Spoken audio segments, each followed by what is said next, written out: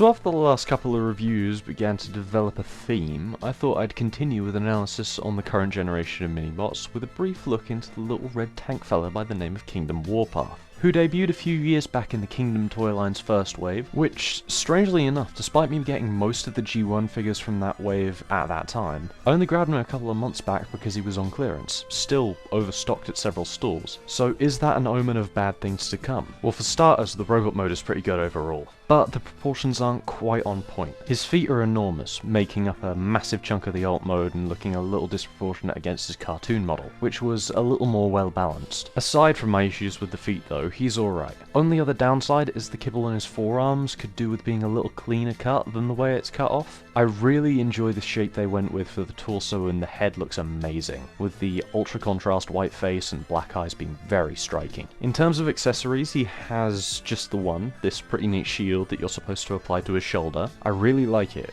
It feels rugged, and the asymmetry makes him feel even more tanky. It does get in the way of his arm moving around a little bit, but you can move it to anywhere with a 5mm port. Additionally, he does have a little gimmick. The cannon barrel can protrude from his chest for either animation accuracy or a slightly too high phallus. I actually find this feature really fun. It gives him his most iconic feature in a way where you can adjust it to your liking of goofiness, which I do enjoy. The posability here is a little lackluster, with the bare minimum overall aside from a slightly above average head, but the large, strangely shaped feet get in the way of the legs for generally awkward poser.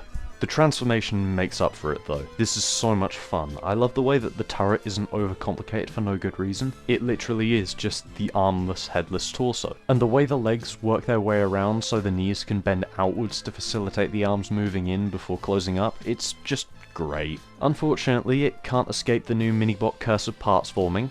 I wonder if any figure will. But the parts forming here is much less of an issue than with Cliffjumper or Beachcomber, being as that it isn't a mandatory piece in either mode, rather serving as a gap filler for the tank and a simple accessory for the robot. So the tank is great. It's very great. I love the size and proportions of it, and the turret is fantastic. It goes whichever way you want it to. I also really enjoy the way it's sculpted with the surface details that really remind me of Red Dwarf. Unfortunately, the treads aren't real, but that's not a big deal at all with the transformation, and overall, Warpath just gets to be a very whole, very enjoyable little tank friend. I really enjoy this figure for the little gimmicks, like the turret function and the great transformation, but with the parts forming and the compromised robot mode, I can understand why there are a decent quantity of these left on shelves. Would I recommend it? Probably yes, as I don't mind the robot proportions, but the posability would be something you need to make note of if you plan on buying this guy.